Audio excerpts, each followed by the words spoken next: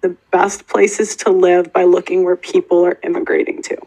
Okay. And in my lifetime, it's always like people, like it did, because my dad, he hired people from around, like he had an office in India. Sure. Like we kind of grew up like traveling the world. I had nannies from around the world.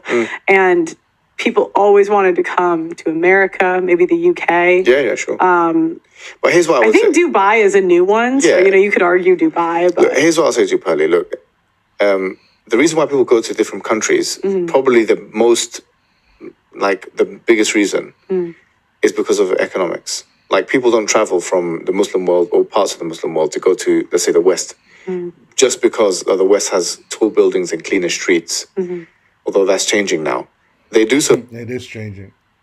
because there's more money to be made here, and they can help their tribe and their family, et cetera, et cetera. And that's happening now in the reverse. So you've mentioned Yeah, that's true. That's true. But there's more to that as well. Dubai. If you look at the top 10 countries GDP per capita, 4 of them are Muslim, in fact. So you got Kuwait, you've got I don't think that's true. Qatar, you've got obviously the UAE, and Brunei. So that's 4 out of 10, according to Not 4. Not the first 10. Not 4. World Population Review, which is a website that tracks this kind of things, right? So a lot of Westerners are going to those places. What I'm saying is that the reason why people move anywhere, or the main reason it seems to me, is because of economics. But the assumption is, okay, well, where the material conditions are better, that would indicate that the truth is there. But if that was true, then Jesus would be the biggest falsehood, because he lived an impoverished life. yeah, I guess it wouldn't really be money see? alone. When I say quality of life,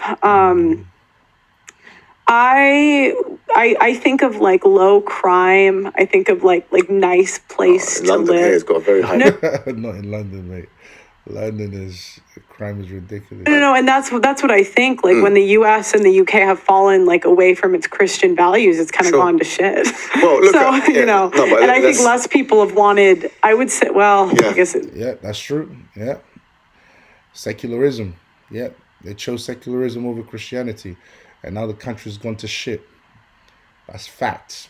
Let's look at the like that, Christian yeah. world, because the demographic heartland of Christianity now seems to at least move in the direction of Africa. Sub-Saharan Africa, in fact, according to Pew Research. That's true. That's true. London and the UK is not a Christian country anymore by Yeah, I know. population. It's Yeah. 40%. I know. So why are you calling it Christian countries when they are secular countries? It's gone below the threshold. Right. Where you'll find most Christians in the world is Sub-Saharan Africa. Are Christian countries better to live in than Muslim countries? I take an issue with the title. To me, the title should be, are secular countries better than Muslim countries? The Western world is not Christian. The Western world is secular. The Western world hasn't been a Christian country since the separation of church and state in the 17th century. Is the Western world historically Christian? Yes. Is the Western world built on Judaic Christian values? Yes. But I'm afraid after the separation of church and state and the period of enlightenment, the West, while borrowing from Christianity, have produced ideologies that are not just anti-Christian, but are purely satanic. It really irritates me when people call the Western world Christian. It's like they want to keep blaming Christianity for something that Christianity has no control over. Secularism, which means without religion, has produced ideologies like what? Evolution, feminism, Marxism, atheism, LGBTQIA, wokeism, BLM, secular humanism. And the consequences of these ideologies have been catastrophic. They are literally leading the West into self-destruction. And she has the nerve to call it a Christian country when it's a secular country. Right. So, look. But I guess my question, this is just how I think as a Westerner we would look at it, Sure. is like, if, the Islam world produces such like an amazing, country or whatever, like why do we have this like mass immigration to come to the West? Good question. Because of economic conditions. Okay, so you think it's a money thing? Of course it is. I mean, I can tell you It's not just a money thing, Mohammed Hijab. You know that very well. It's not just for a fact, I can tell you that 100% hands down. That's the reason why people come to these countries. It's because there's money in these countries. Okay, look, GDP and GDP per capita employment, all these kind of things. There's money in these countries. They don't come here because they love the weather. Look outside. Look what the weather looks like. I can tell you that for a fact. And they don't come here because they love the quote unquote ideologies of the West. In fact, they probably despise some of those ideologies, and that's part of the problem that the West has, or right wing people have with Muslim people or other people come to that country. Mohammed Hijab says people only immigrate to the West for economic reasons. Even though there's truth in it, I don't think he's telling the entire truth. Muslims don't only come to the West for economical reasons. I think there's a variety of reasons as to why Muslims immigrate to the West. One of them being for ideological reasons, meaning they immigrate to the West because of the temptations that the secular Western world offers. When people think of the West, they think of countries where you have the freedom to do whatever you want to do and no one will morally judge you for it. This is a great temptation, especially if the country that you are coming from is ideologically opposed to yours. Here in the West, under the idea of freedom, you can behave morally as bad as you want and there won't be any repercussions. I imagine the same can't be said about Islamic countries, even though secularism is growing stronger there also.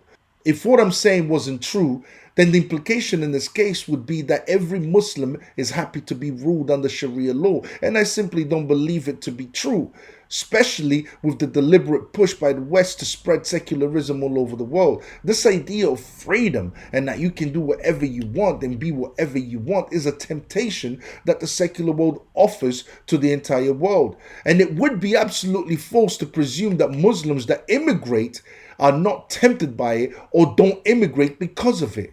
In my opinion, Muslims also immigrate to spread Islam in non-Muslim countries because they want Islam and Sharia law to be the main religion and law in the world.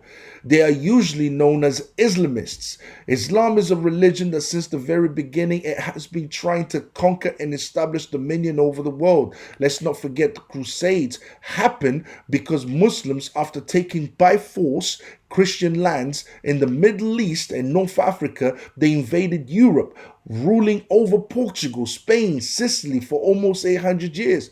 Do Muslims today hold the military might that they once held? No. So since they no longer hold that military might, they have to spread Islam differently. Some do it by giving dawah, which means to invite people to Islam, and others, like Islamists, do it by adopting a more aggressive attitude and go as far as to call for the West to adopt Sharia law. So there's a bunch of reasons why Muslims immigrate to the West. Think of it in this way. If it was purely for economical reasons, then why not move to one of the 57 Muslim countries in the world? Why not move there? There's some Muslim countries with great GDP. Why the West? And my theory is because the West is not Muslim. Anyways, guys, I hope you enjoyed this reaction. Don't forget to comment, like, and subscribe. And I'll see you guys next time. All right? Peace.